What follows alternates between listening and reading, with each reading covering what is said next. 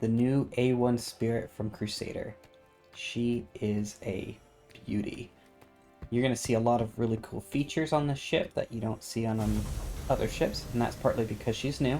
One of the things you see here on the ground is some nice little indicators to let you know where that ramp's going to come down. Of course, she is mostly gold standard. I guess you'd consider it gold standard, but there are a few parts missing. So that means you can come in here, open up the component bays, and actually access your components.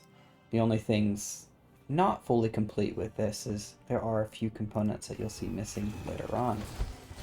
So here in the back of the ship, you have the majority of your components, including your shields and your jump drive, which is really neat that this one has it. You also have a little bit of room. You could probably fit a small vehicle in here. The more creative types will probably be able to fit a little bit more. But think an STV or a PTV, nothing large. Now, when you go into the middle section, this is where all the bombs are. The fun part about it too is even though this panel is not interactive, you do have access to the lights, which allows you to get a little bit more fun roleplay in there if you want. It's not really useful at the moment, but it is a nice to have.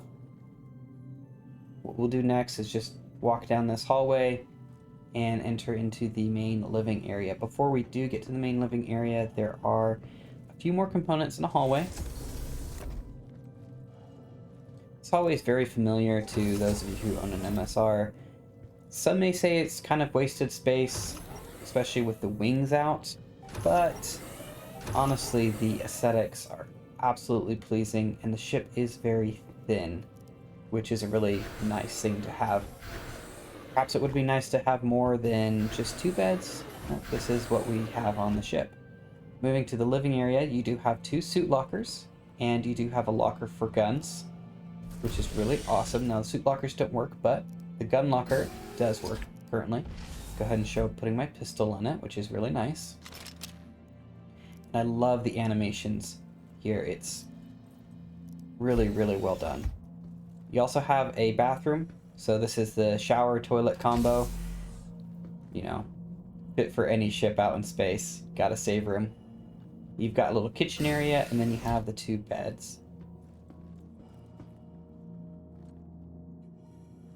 Each of the beds do have a control for the lights, which is really nice.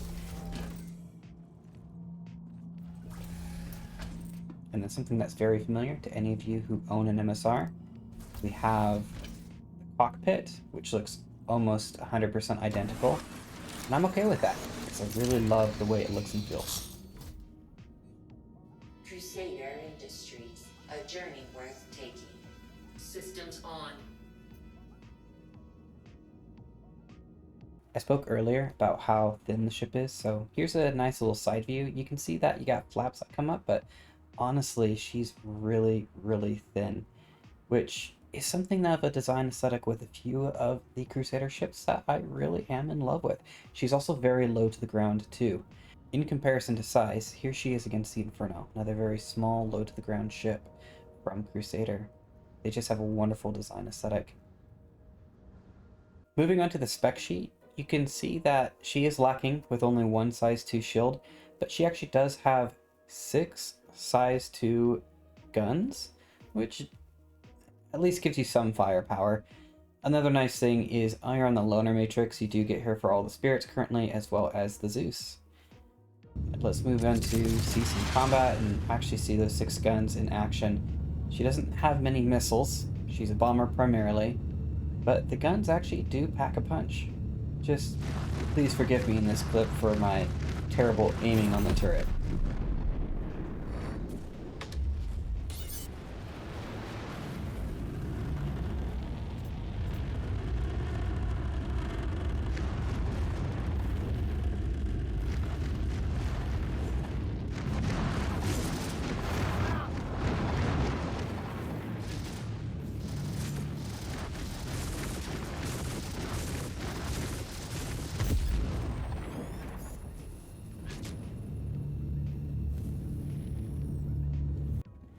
And of course, what we've all been waiting for, where she really shines. A bombing run.